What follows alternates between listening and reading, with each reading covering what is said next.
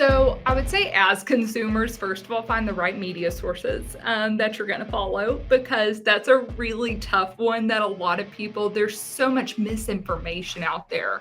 Yeah. And to be honest, there's lots of people in our profession in real estate that don't know what they're talking about and what they're putting out there. Now you're being honest, really honest. I know. But I would say first and foremost, find those good stations like that are giving factual. So I would say Keeping Current Matters, Bigger Pockets, The Real Deal, I think that's what it's called, The Real Deal. Channels and resources like that are actually giving you the facts and giving you the numbers. Even Realtor.com or the National Association of Realtors, they're going to give you the facts. Welcome to the Uncensored Real Estate Podcast, where nothing is off limits. If you're interested in buying, selling, or investing in real estate, and you want to learn some of the insider secrets and uncensored truths from the true professionals in and around real estate, you've come to the right place. Now, let's buckle up for the uncensored truth about real estate and join your host, Brian Cardenas. All right, everybody, welcome to the next episode of the Uncensored Real Estate Podcast. Appreciate you joining us today. If you are checking us out on YouTube, please make sure you hit that subscribe button and also the little notification bell so you get notified when we have a new episode drop.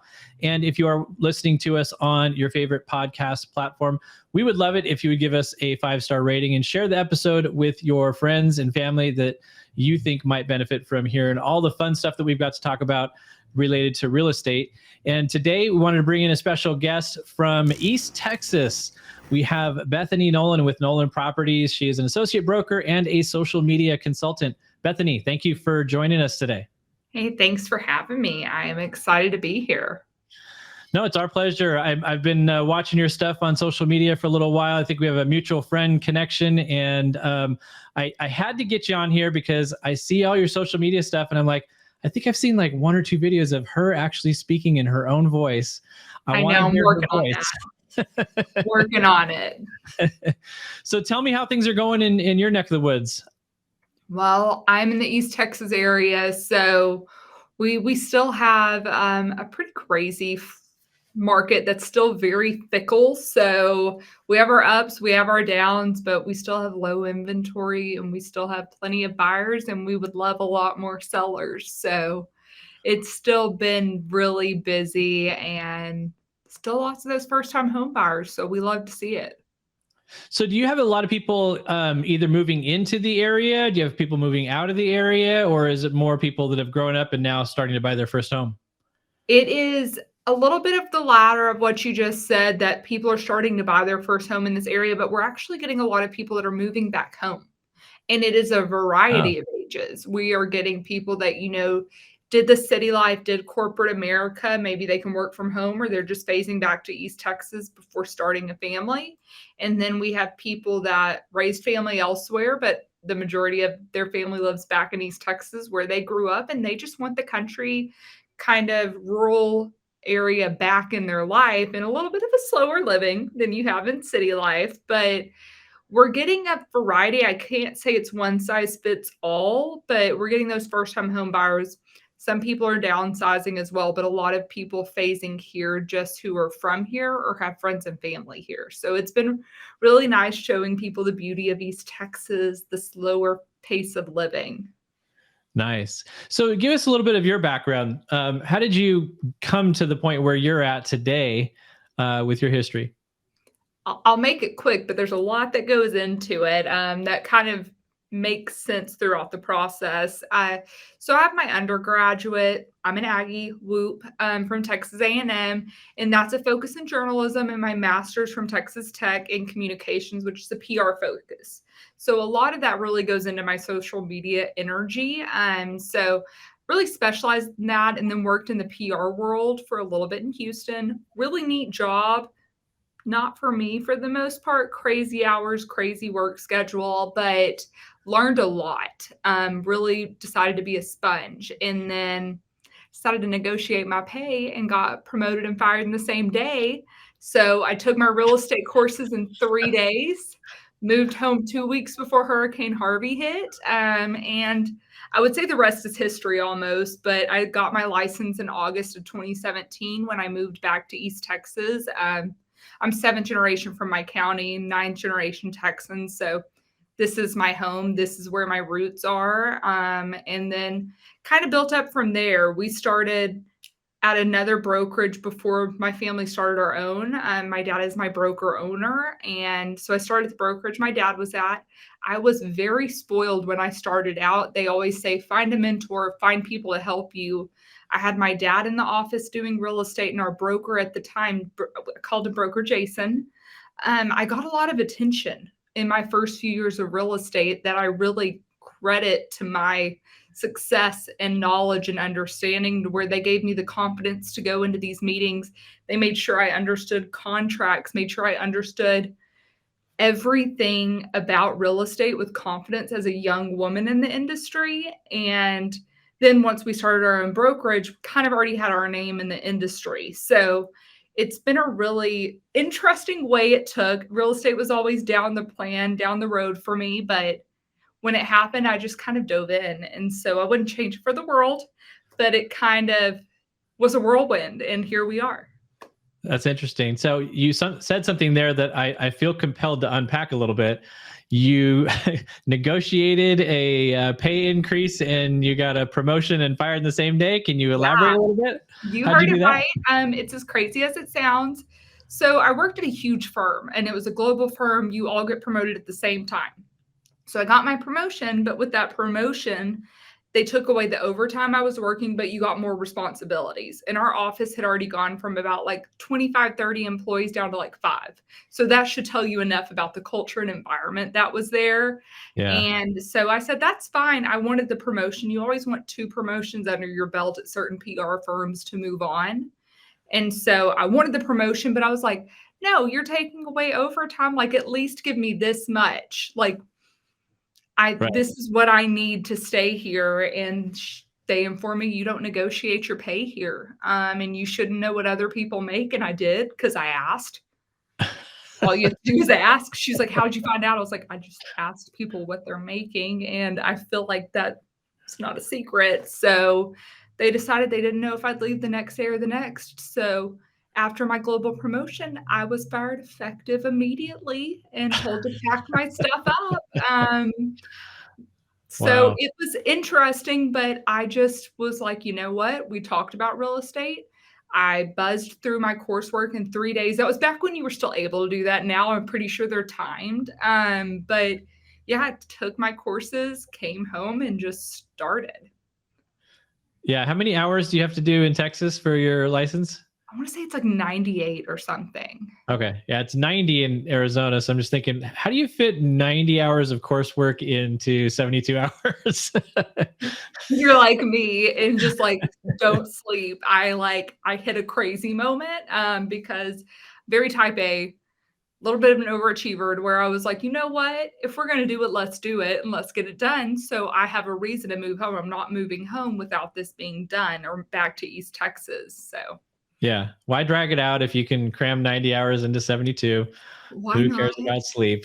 Why not? I whizzed through, I passed the test, second time around. First time I didn't. I will be transparent about that. I missed 2 questions, but we're here. You probably didn't know how many square feet were in a mile, right? That was the one you missed.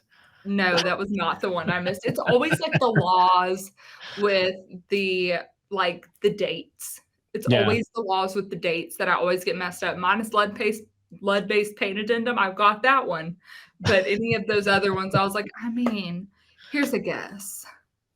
Yeah, and the crazy thing about, everybody in the industry knows this, but maybe people outside the industry don't know this. Like when you go and study for your real estate license and you pass your test, or even for mortgage licensing, you pass your test, like they teach you a lot about laws. So like you can stay out of jail, but they don't really teach you how to do the job, do they? No, it's all about experience once you get out there and being hands-on. There are some things that are real life scenarios. I have my broker's license, and I would say that is like your highest form of education in this industry. That I did learn quite a bit of broker responsibility from, which I found to be very helpful. But in the regular real estate licensing course, it is more numbers, laws, regulations, contracts, which the contracts is useful. It Sure. is useful, but no, it is more like, congrats, you passed, now go work. Right.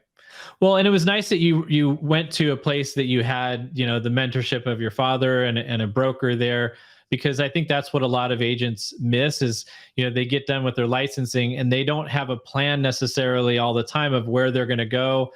And then it's kind of a search for, what brokerage do I go to? What am I going to find in terms of mentorship and guidance? Because you come out of school and you don't know how to go get business. Like they tell you, oh, tell everybody that that you're selling real estate. But for a consumer, like you might have a relationship with people in a certain way, whether it's family or friend or what have you. And now all of a sudden you're in this different role. I'm a real estate professional, use me for real estate, but they know you just started. So how do you turn people around from having one perception of you into your new profession and knowing that you can be capable at that job? Yeah, so I started out young. So that was about 5.5 years ago. So I was about 25. And I'm young, I'm a woman, I'm single in the industry. So that gives me a lot of pushback from the beginning. So where I lacked in those years of experience, I wanted people to have confidence with me in my knowledge and my capabilities. So I really dove in and became a sponge. I knew those contracts. I mean, you said, Bethany, let's change to 12B. I'd be like, great. What do you want the date to look like? Because in my head, I know exactly what 12B is or 3A is. I wanted to be sharp as a tack on those items. I absorbed all the books, all the podcasts. I looked, for mentorship around me, but where I lacked in those years, I really wanted to be able to come in with the confidence, knowing the market as well. So I knew market trends. I knew all the neighborhoods, what they sold at, price per square foot, how long they stayed on the market, so that there would be no question. And if I didn't know the answer, I'd get back to them. But I also dove in on designations. And I mean, when I say I dove in, I went like hardcore. I did one a quarter for 2 years. And so I want to say that was a huge advantage. A lot of people look at those designations, they're like, oh, they're not going to benefit me. It's just a couple of letters behind my name. But I've done accredited buyer's representatives, seller representative specialist, accredited luxury home buyer, new home construction, on and on. And so those actually connected me with other agents. I've gotten referrals off of those, and people have trusted me because I have those. But I could go to my sellers or my buyers with a new skill set that I learned from those courses as a new agent. That's the best way to absorb knowledge. So it was just being in that environment. And, earlier you said I got that mentorship because it was just a smaller brokerage. Our brokerage is more boutique style right now. And that's what we try to offer our agents, is really hands-on mentorship. Before I got on here with you, I was sitting writing out goals with one of our agents saying, okay, what are your goals? Because I'm going to sit on this end and we're going to be accountable. And that's the type of environment you need around you, and people to know what you're doing. And severe of influence is huge when you start out. You have to remind them, and you can't tell them once. You have to tell them 10 times in the least pushy way possible, because they're going to forget, and you're going to see your cousin buying a home through Jane, who's been selling for 3 years, and be like, I'm in the industry. It's going to happen, and you just have to let it slide. You don't have to forget it, but it's going to happen. But you have to keep reminding people you're in the industry. But you can do that by sharing your knowledge and your confidence, and social media too. I do education on my social media to be the expert in the area. Yeah, that's one thing that you do a lot of, compared to, I think, a lot of people is, you do put out a lot of information, a lot of educational content. You're consistent about it. And, just when somebody gets the opportunity to take, what little snippets they see online and get a chance to talk to you in person, then I think all that education that you've backed it up with makes a huge difference for people, because they can get that confidence from you just in hearing you talk about your area of expertise. And I think that's got to be really critical. I think so, and I think it just backs you up. It shows not everyone's going to get to be one-on-one with me. So if they're not going to run into me at a restaurant or on the town, then how else can they show that I am a good agent for them, that I'm honest, that I'm trustworthy? I have to show them in other ways, like on social media, like through the work I do, or through word of mouth. And so there are so many facets you have to cover in this industry, but it's important not to forget about them or think, oh, well, I use this one client and they have 20 friends, so obviously I'm going to get referrals. It doesn't work that way if you don't No. work in your favor. Yeah, I think that's the thing that amazes people sometimes is how quickly people that know you or have used you forget about you. And somebody said the other day to me, like, you're not the star of anybody else's story. I was like, yeah, that makes sense. Sometimes I think I should be, but I'm not. I always say, like, it's not that deep, and, like, we just gotta remind them. And I'm not gonna get offended, but I just need them to know, and some people don't want you to know their finances. One of your closest friends may not want you to know their Sure. stuff, and guess what? That's okay. Someone else will trust you, at least in the beginning, but it's not a good excuse in my opinion. So if you're a buyer that's thinking about going out and buy a house, how do they, assuming it's not somebody that already knows you, how are they supposed to determine who they use to represent them? Because it's tough for buyers and sellers, for that matter, to figure out who the right agent is. What would you give as advice? I would say do your research, and there's a couple of different ways you can. One is going to be word of mouth, in my opinion. If you're coming to that area, if you have family and friends there, ask them who they trust. Don't just take their word for it, though, but do make a list of who they trust, who they recommend, and then go that extra step and research those people. Look at their reviews, although reviews aren't everything, they do help. Look at their socials if you can, and then go interview agents. It is okay to interview multiple agents. You don't have to meet in person if you don't have time, but get on the phone and feel. I always feel like there's a vibe check with agents and clients because this is a very personal experience, and finances are involved and emotions are involved. And I feel like you, as a buyer, need to go into this saying, hey, I trust them to have my best interest, to do everything for me that I know they'll do honestly, truthfully, and all of the above. And that has to click when you interview them. So, yes, take people's word for it, but also do your research and make calls because it just may not vibe. I got a call from a lady this morning and she's been using an agent, but she was like, of course, I'm like, did you sign a representation agreement? Or I need you to go talk to her because I'm not stepping on toes. But she said, I'm finding the homes myself. I don't know what to do. What does this mean? I'm FHA. Can I look at this home? And I'm like, I've already shown that home. The windows are painted shut. You can't buy that home with FHA. But these buyers they need someone that's going to be their advocate and make sure they're educating them throughout that process and making sure that clicks. And for her, it's okay if you don't get it the right one first, but make sure if you sign that representation agreement that you're abiding by it too. Yeah. Do you find that a lot of people are signing that buyer representation agreement? A lot do, and I recommend younger, newer agents to do those because people do like to flip-flop between agents and have this agent show this and that. So the loyalty's there. To be quite transparent, I've never had someone sign one for me because if they change their mind down the road and don't want to work with me, I probably don't want to work with them either. And we just probably didn't click. I've never had that issue. So knock on wood, wherever it is in this office, but I do see it happening. I especially see it happening in bigger cities. In our area, we are rural America. We are a little bit chiller, a little bit slower paced here to where it's just not as much of a concern. But I am transparent with my agent or with my clients that we're working with one agent. And we're working with me, we're working with me. If we're working with that other agent, that's fine. Because people will call and say, hey, I'm working with an agent, but can you show me this? No, call your agent. I'm not stepping on their toes. They've been working with you.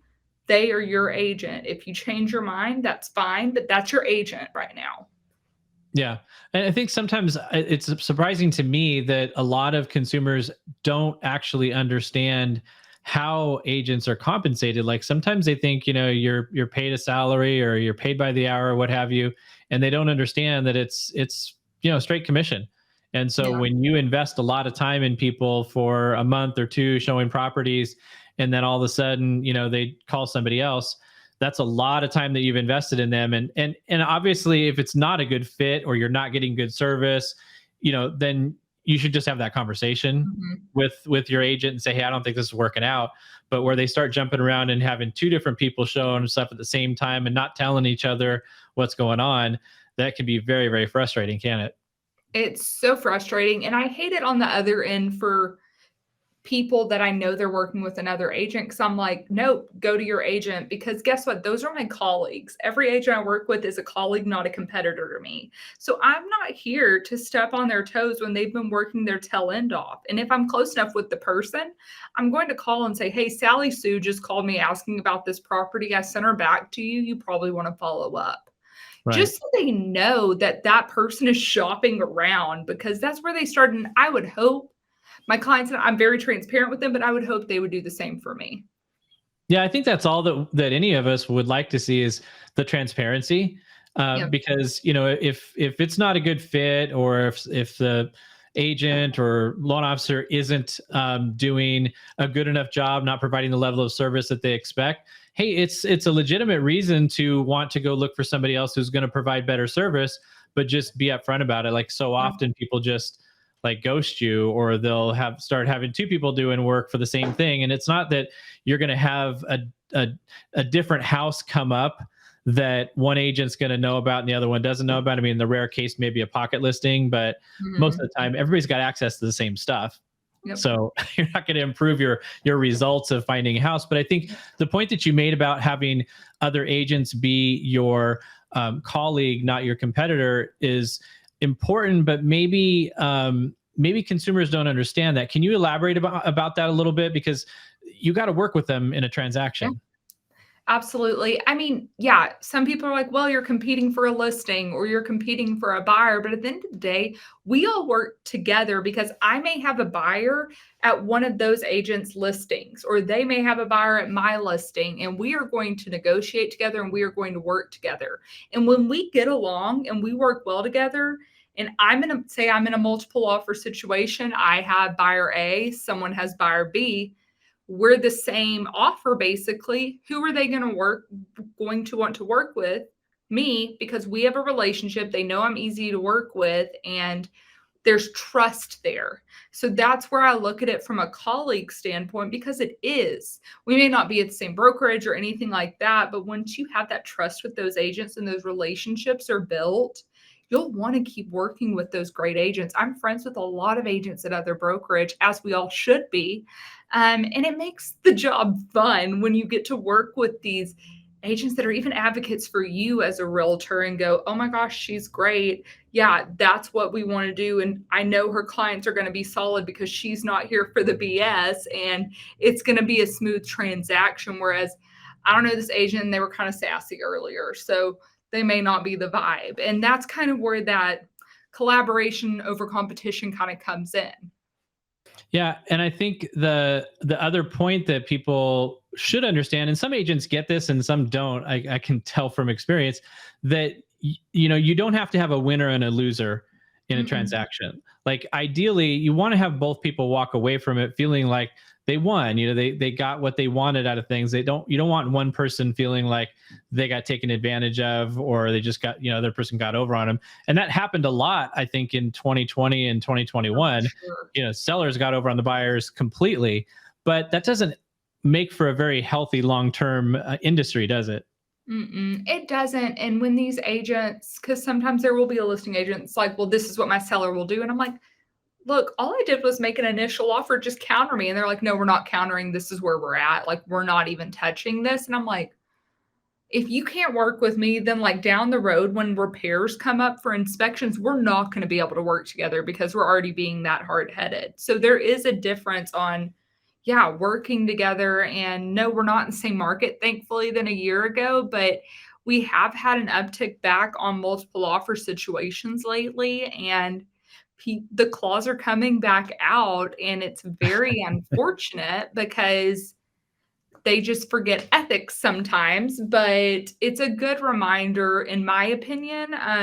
My dad has a saying, and it's a little bit of something is better than a whole lot of nothing.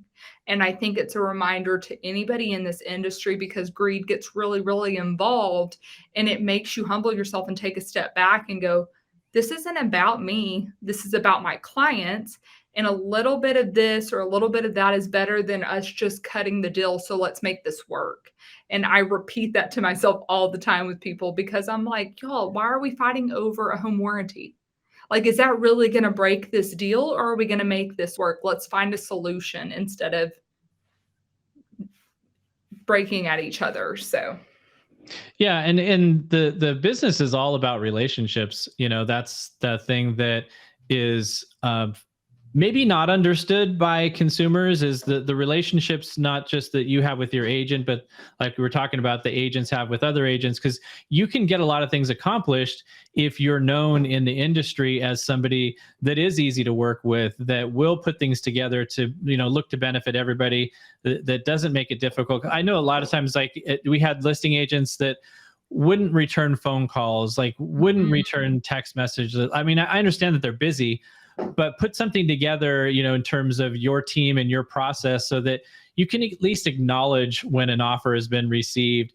And that just makes it so much more difficult, when the market normalizes and you've got more of a balance.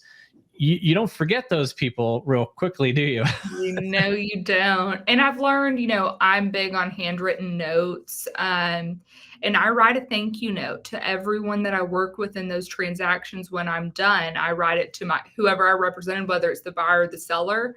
I write it to the closing agent, the mortgage lender, and I always am going to write it to the realtor I worked with, unless they weren't pleasant. But if majority of the time, if they were, and I can't tell you how many times I've run into those real estate agents out on town or whatever, and they will come up to me, and it would have been months ago, and they'll be like, Bethany, thank you for that handwritten letter. That is so kind. I did not expect that. That was very thoughtful. And they remember that. They are always going to remember kindness that is given and grace that is given. And guess what? When you need grace down the road, they're going to give it to you. Yeah, for sure. So you've built up your knowledge level. Obviously, you've gained a lot more experience in the last 5 years, and you're really delving out into social media as a means to educate the public. How do you feel like consumers are best able to navigate social media to find, somebody that might be able to help them in a real estate transaction? So I would say, as consumers, first of all, find the right media sources that you're going to follow, because that's a really tough one that a lot of people, there's so much misinformation out there. Yeah. And to be honest, there's lots of people in our profession in real estate that don't know what they're talking about and what they're putting out there. Now you're being honest, really honest. I know. But I would say, first and foremost, find those good stations that are giving factual. So I would say Keeping Current Matters, Bigger Pockets, The Real Deal, I think that's what it's called, The Real Deal. Channels and resources like that are actually giving you the facts and giving you the numbers. Even Realtor.com or the National Association of Realtors, they're going to give you the facts. But then when you are dwindling down to, okay, I just got on Bethany's page, do I trust it? I'll use myself as an example. Look through it and see, okay, she's giving me this high level breakdown.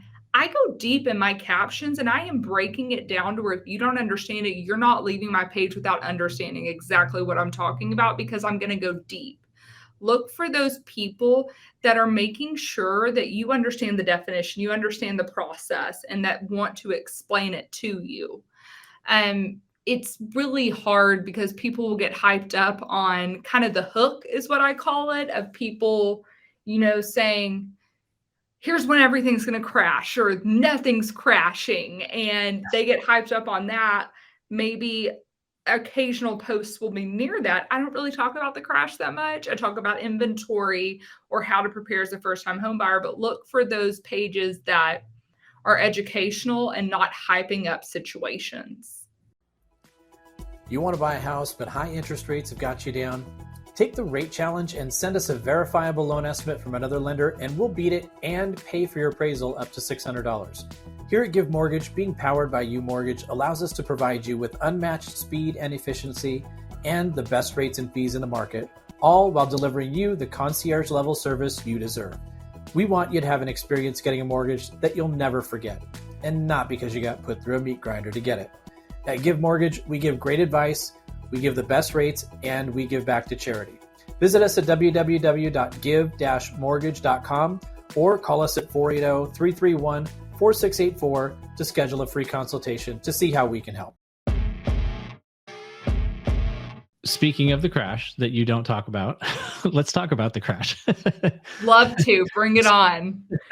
So, we hear this a lot. You get talking heads in the media talking about it, in social media, like people that will respond back. And I mean, I've had many people, it's usually on TikTok. I don't know what the culture is on TikTok, but it's like, oh, the market's going to crash 30, 40%. Like when you hear people have that fear maybe about making a move because they think that's happening, like how can you educate people on what we think is going to happen? Well, I mean, first of all, at the end of the day, inventory is still low. So this is nothing. We've all said it a million times. Every real estate agent has. The reason why this is nothing like 2008 is because inventory is low and there was a lot of inventory then. Also, pre-approvals are a lot harder to get now than they were then. You have to be very qualified to even get an approval to look at these properties. And I think what we're seeing a lot of is the only people buying are the qualified ones willing to make those purchases that are like, it could be 8 or 9% interest rate. I hope we don't ever see that, but it can be that. And I'm still going to buy because I need a home and it is shelter over my head. I don't foresee, I mean, I don't want to give opinions on, I don't see a crash, I see a crash. I don't have a crystal ball in front of me. If I did, I probably wouldn't be in real estate. I would just be like chilling on a beach right now. But what I think it's important for people to understand is I kind of avoid around, as a real estate agent, around the crash and give the reality of where numbers are and where we're at. In East Texas, in my market, which is what matters to me, we have low inventory. Our new construction is still taking a while. We're not a huge new construction area. We're no Dallas, we're no Houston. So it's going to take a while to get with that inventory because our builders are building a couple of homes at a time because the prices in lumber, the prices in labor and materials keep changing and fluctuating. So they're only going so far at a time. So it's just going to take us a while to even get near there, but the market is still so fickle. I am still in multiple offer situations right now. I've hit 3 in the past week. If we weren't in multiple offer situations, I'd be a little concerned, but we're a far stretch from that and we're a far cry. Yeah, I think, that when people are trying to see what's going to happen in the future, it's really important for those of us in the industry to be able to educate them on like where we were before that's feeding that fear that people have, because that's where it comes from a lot of times is, if somebody went through the recession in 2007, 2008, and they saw what happened with housing, that's sort of the natural fear that kind of creeps up in the back of their mind. And we've got to be able to explain, well, why did that happen? And then what are the circumstances now? Are they the same or are they different? And like you pointed out, they're very, very different. And the biggest thing that I don't hear talked about a lot, and I'm glad you said it, is the difference in supply and demand. We had way too much supply back then. We had artificial demand based on the fact that if you could fog a mirror, you could get a loan. And so, people were buying houses on speculation, on FOMO. I mean, it was crazy back then. And builders kept building an extra couple of years past the point where new home formations, which is the natural demand cycle that happens. Like you get people that are in their age range, usually 33, 34 for a first-time home buyer. Like that started going down in 2005. And yet builders kept building too many houses for the number of new home formations for another couple of years. Then it was completely upside down. It was way more supply than there was demand. And now where we're at today is we have 14 million more new home formations than we had back then.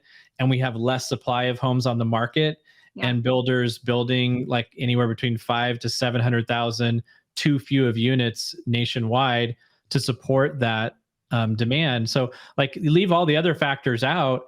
It's a simple supply and demand situation. And with pricing on any product, housing, cars, lumber, labor, like if you've got more demand than you have supply, you're going to have prices typically increasing. I think we all hope that it doesn't go like it did the last 2 years. That was kind of crazy. That was a little bit unsustainable. Yeah. But I mean, I think people, if you give them those kind of backgrounds, you don't have to make a personal prediction about it, but it's kind of common sense in my view. Yeah, people can draw their conclusions.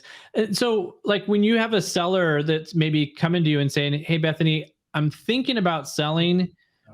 Is this a good time?" Like how do you direct that conversation to try to figure out it is the right time for them?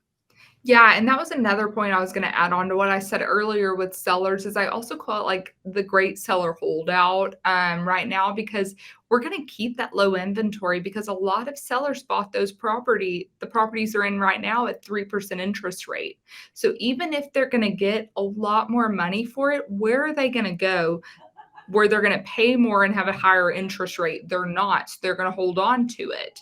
And so that kind of goes into my conversation with these sellers is I need to know what their game plan is, because I'm not the type where I'm like, yeah, I want to sell it. Let's do it. No, let's sit and look at your situation. Are you moving because you have to relocate for a job? Then yeah, we need to talk about that process. But if you're just wanting a little more space, or you could wait a couple of years, we need to talk their situation and their game plan, because at the end of the day, if I'm making you homeless, which I'm very good at these days, I need to know where we're going. And so it's all about the game plan. And it goes, are we okay with renting for a little while? Are we building? Or do we want to find a home before we sell?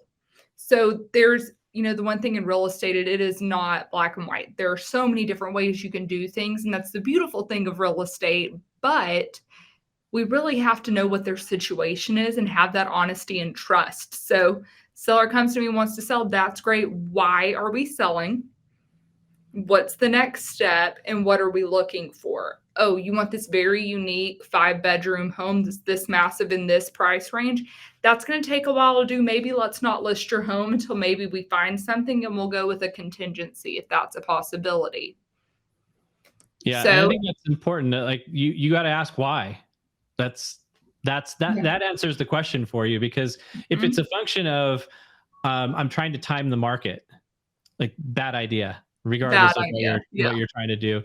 But if it's I got to move, we're having another kid, we've got 2 bedrooms and we've got 4 kids. Okay, there's some real need there to make a change, job transfers, what have you. I mean, it boils down to why at the end of the day.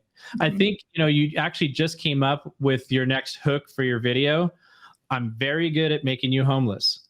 I think you should. I say it all the time. I really do. When I meet with people, I'm like, look, because it'll be family, friends. It's always your sphere of influence. And I go, okay, like, what's the plan? Because in my heart, I can't make you homeless, and I'm very good at it these days. So like, do we need to look for rentals just in case? Are we okay with rentals? And if they're not, then like, we need to hold until we find something. Or it's a variety of factors, but I think it's really important. You always have to put your client's need up front, but even more so with a seller, because even rentals are impossible to find right now.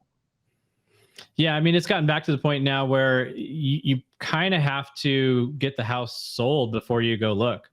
I mean, at least under contract, obviously not sold out from under you just yet, but people were used to, last year, let me just go find a house because I'm not going to be able to find a house. And then I'll worry about trying to put it on the market. But one of those things, like you talked about, the lockdown effect, or the interest rate lockdown effect, where, you got a 3%, now you're going to go have to buy it 6 or whatever. That doesn't motivate you very much. It becomes much more expensive to do that. Do you see many people deciding, well, okay, let me just keep that house that I have at 3% and turn it into a rental, and then go buy the next thing? And that differential in the rental income that I would receive, because in most places, I'm assuming there too, that rents are pretty strong, that you might be able to make up some of that difference by getting some good cash flow on your rental property because you had such a low interest rate, and help make offset some of that higher payment that you have on the new purchase. Do you see that very much? Sometimes I'll see people bridge a loan between. So they'll go ahead and build their home or they'll move on to the next. But a lot of times, yeah, that would be the smartest way to do it. 1,000%. A lot of people aren't taking advantage of it like they should because they need those funds from that sale for the down payment on their next home. So I work with a variety. I work with first-time home buyers, investors, people moving, downsizing, all of that. But some will, but it's just a small handful. A lot of people don't want to be landlords, and it shakes me to my core because I'm like, your interest rate is so low. But yeah, some people, but a lot of people are really utilizing their homes by keeping them and then doing a bridge loan over to pay for their new home that they already bought once they sell it. Sure, that makes sense. And I think that's important when you're having that discussion as a consumer, a seller with your real estate agent, is exploring what all those options look like to try to make sure that whatever your why is for moving, that you find the right financial tools to be able to accommodate what your needs are without putting you in a bad spot. Yeah, and it's finding the lenders as a real estate agent. It's, yeah, you can absorb knowledge here and there, but when those lenders ask you out to go to coffee or lunch and you're like, "Ugh, I don't want to be pursued today," go. I see a lot of them all the time, but when I'm sitting there, I have like a list of questions. Like, tell me more about this program. If I had a client that wanted to do this, what can I do? And then when you're building that relationship with that lender, I have a question down the road. Guess who I can text or call and get a quick answer from? Them, because we've already built that relationship. So it pays to know the answers to those and just those solutions that, hey, you may actually just prefer to keep that as a rental and buy new because you already have the assets and the lender has confirmed it. I like to stay out on the financial portion as much as I can because I like the claim to fame that I don't know your finances. I just know what you want to spend. It's not my business. And that's really important. I feel like when I'm on a friendship basis already, so that they don't feel like I know anything. Because people sometimes do think it's very personal because it is. But Yeah. having those relationships with those lenders has been huge. Yeah. I think it's good all the way around to have good relationships with a lot of different vendors. I'm being speaking selfishly now that you say, hey, when the lender calls and wants to meet with you and have lunch or coffee, like go ahead and do it, because there's a lot of times where there are new things that come out. I mean, things are constantly changing in the mortgage world, and there's things that we can come up with as solutions that, because you guys do tend to stay out of the financing side, that you probably don't know about unless you take that time to educate yourself. And it really all comes back to the education point that you started with, doesn't it? That, and it's like, for example, when the 2-1 buy down program was coming out, not that it was anything too new, but it was just a new marketing technique in the industry with such a high interest rate. And I wanted to be able to talk about that buy down program in such an educated way that I sat down with like 3 different lenders and was like, okay, explain from your perspective as a lender, because they're all going to say it different. Tell me about this program. Okay, do you have a brochure that I can save in my phone? And when someone asks, I will share it with them. I only had one lender give it to me within like the first month. And guess who everyone got a branded brochure from? Him. So I'm sharing that stuff. And if I'm not making it, they can keep their branding on it all day long because they created it. But it's really important to take their expertise area and understand it from their perspective, because there's nothing that makes you look worse than guessing on how something works. Right. So I wanted to kind of shift over to the first time buyer. You said you do a lot of that, and it's something that's big in your market. If someone's like it's just kind of entering their mind, hey, maybe I should think about buying a house. Like, what are the first few steps that you would recommend that they take? So I'm not saying that there's a right or wrong way to go. You should find a realtor first or a lender first or a realtor. If you already have an existing relationship, go with whoever that is and they will guide you. So if you already have a realtor, they will connect you with lenders they think are great. If you already know a lender, start there because that lender is going to give you a great idea of just, are you ready? Are you there? If you're not there, here's what we can do. Let's build up that credit. Let's save up this money. Let's pay down this debt. And that will get you on a game plan. So even if you think you're a year out, go meet with a lender. Just go do it. It's not going to hurt you. I met with a lender about a year and a half before I was ready because I was self-employed. I knew I had to wait 2 years, but I wanted to know how much I need to have saved. How did my credit look? And then once you meet with that lender, what you're pre-approved for is not what you have to spend. So it's important to sit and look at your budget and what you're comfortable paying. We buy a home as an investment, not to be house poor, but to live life and own a home that will give us equity. So I think it's important to sit down and look at that monthly budget that you want to be at, and then your realtor will help guide you on those next steps. So it's either or, in my opinion. I know a lot of realtors like, no, come to the realtor first so I can get you with my lender.